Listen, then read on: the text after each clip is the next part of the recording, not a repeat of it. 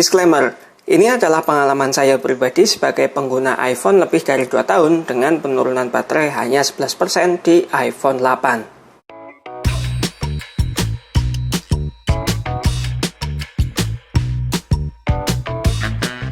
Halo, assalamualaikum warahmatullahi wabarakatuh. Ngobrolin iPhone memang tidak akan jauh-jauh dari baterai health, apalagi untuk kita para user baru. Contohnya saja saya sendiri, dulu waktu baru banget pakai iPhone, bahkan nih ketika iPhone 8 ini baru sampai dan baru saya hidupkan, tentu yang paling pertama saya intip adalah baterai health, di mana posisi awal kapasitas maksimalnya ada di angka 88%. Nah, di awal-awal tersebut tentunya saya agak kecewa dengan iPhone yang dikirim dengan baterai health hanya segitu. Tapi setelah saya pikir-pikir malah lebih masuk akal karena iPhone 8 ini sudah berumur lebih dari 3 tahun dan tentunya nanti kalau saya ganti baterainya bakalan lebih mantep. Nantinya kita sendiri yang menentukan mau ganti baterai apa. Karena baterai iPhone original itu hanya ada di authorized resmi Apple.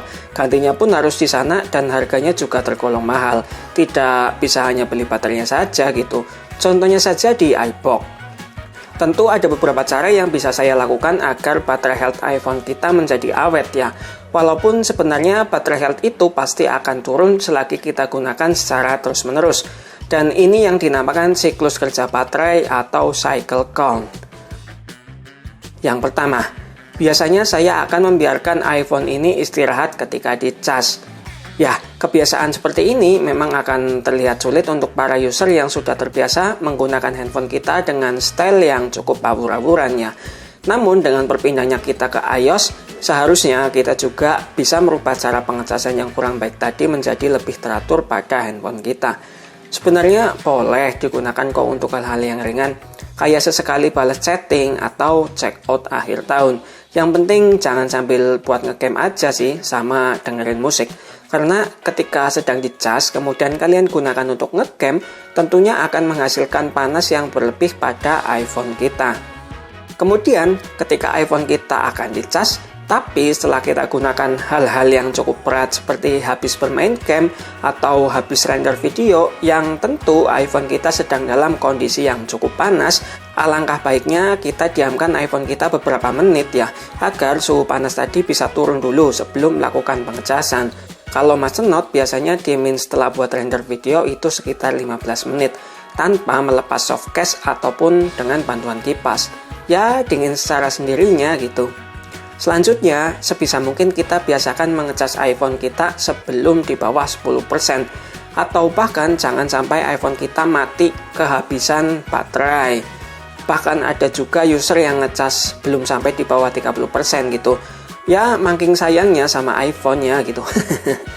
Dari 3 kebiasaan di atas tadi, mungkin bisa saya katakan kalau kebiasaan yang satu ini sangat berpengaruh ke baterai health iPhone kita. Yaitu, biasakan cas iPhone kita menggunakan charger original dan tentunya bukan fast charging. Entah itu charger original dari iPhone itu sendiri atau dari brand lain, misalnya dari Android. Yang paling penting itu batok casnya benar-benar original. Contohnya saja Mas Not dulu sebelum beli cas original 5W iBox ini untuk mengecas iPhone 8 menggunakan charger dari Samsung. Ya mungkin di casnya tertulis fast charging, tapi kalau kita baca outputnya, daya yang dikeluarkan paling besar cuma 15,03 watt, di mana iPhone 8 ini masih support dengan charger sampai 15 watt. Tapi tentunya sebelum menggunakan cas Android, kita harus mengecek dulu waktu baru mengecas. Apakah ada hal-hal ganjil seperti HP jadi panas banget, layar lari-lari, atau bahkan bezel nyetrum. Yang kalau ada tanda-tanda seperti itu, berarti jangan pernah dipakai untuk iPhone kita. Boleh kok pakai fast charging, tapi sebaiknya gunakan fast charging seperlunya saja. Misalnya ketika kalian buru-buru akan keluar, tapi baterai iPhone kalian keburu lowbat.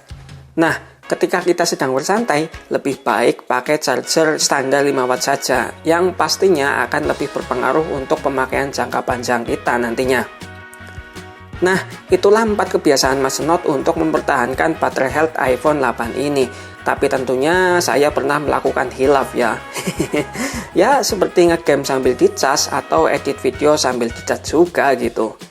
Mungkin dari teman-teman ada yang lebih bagus lagi dalam memanage baterai health iPhone-nya, bisa sharing di kolom komentar ya, biar Mas Not semakin tahu lagi.